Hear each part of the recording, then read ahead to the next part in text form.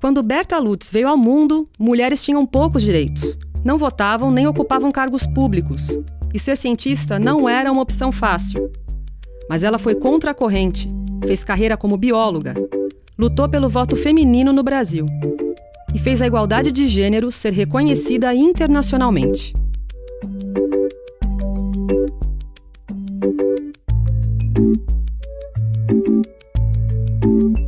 Berta Maria Júlia Lutz nasceu no fim do século XIX em São Paulo.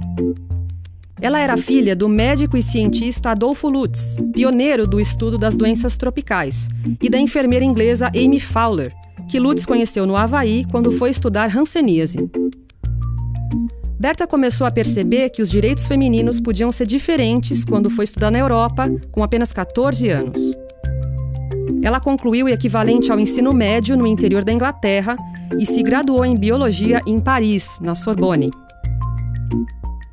Sua especialização em anfíbios anuros, sapos, rãs e pererecas deu continuidade aos estudos de zoologia médica de seu pai e resultou na catalogação de mais de 4.400 espécies nacionais. Outra grande contribuição de Berta para a ciência foi a manutenção do vasto trabalho de Adolfo Lutz em variadas áreas, como parasitologia, veterinária, zoologia médica, bacteriologia, dermatologia e botânica. Ela preservou toda a coleção de material zoológico e botânico do pai, bem como seus estudos, compilados em mais de 8.000 páginas. A atuação de Berta frutificou também na política. Ainda na graduação, Berta conheceu e foi influenciada pelo movimento sufragista, que lutava pelo direito das mulheres ao voto. Um ano depois de voltar ao Brasil, ela prestou um concurso para trabalhar no Museu Nacional, no Rio de Janeiro.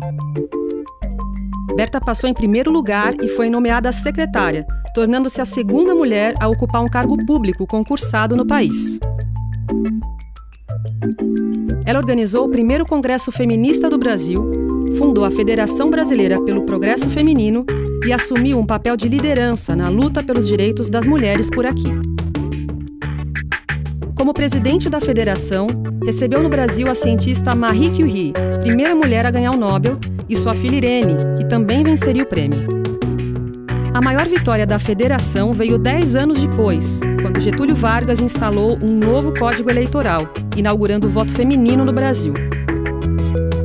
Nas primeiras eleições com mulheres votando, Berta foi eleita deputada federal suplente. 2 anos depois, ela tomou posse como deputada porque o titular, Cândido Pessoa, havia morrido.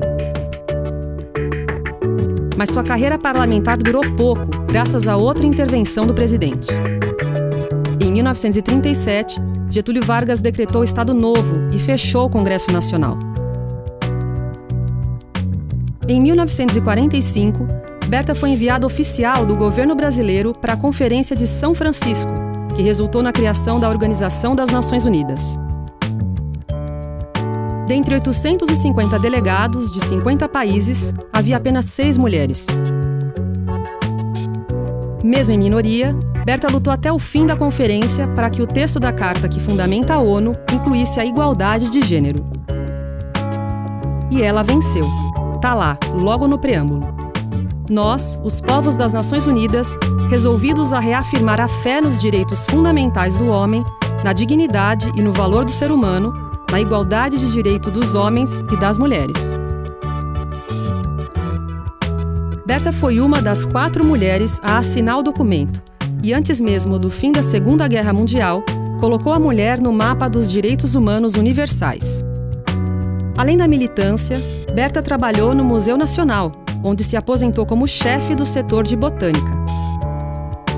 Um ano depois da aposentadoria, ela viu o voto feminino finalmente se igualar ao voto masculino no Brasil. Até então, só as mulheres assalariadas podiam votar.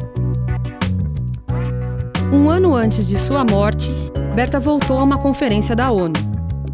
Ela foi convidada pelo Itamaraty como integrante da delegação brasileira para a Conferência do Ano Internacional da Mulher, no México. Antes de morrer, vítima de pneumonia, em 76, doou seu acervo pessoal com documentos, imagens e cartas para o Museu Nacional. esses inestimáveis registros viraram cinzas no incêndio de 2018. Mas a chama do trabalho de Berta segue acesa. Seja por meio do diploma Berta Lutz, que é um prêmio oferecido anualmente pelo Senado Federal a pessoas que contribuem para a defesa dos direitos da mulher e questões de gênero no Brasil, seja pelas milhares de espécies catalogadas, algumas batizadas em homenagem a ela e aos seus estudos, como Dendropsopus bertalutzi, Sinax berti, Aplastodiscus lutzorum, seja porque virou história em quadrinhos, seja pelas palavras lapidares que norteiam as Nações Unidas desde o princípio até o fim. Recusar à mulher a igualdade de direitos em virtude do sexo é denegar justiça à metade da população. Se você gostou do vídeo, dê um like e inscreva-se em nosso canal. Acompanhe a série com perfis de cientistas do Brasil que você precisa conhecer e assine o Nexo Jornal.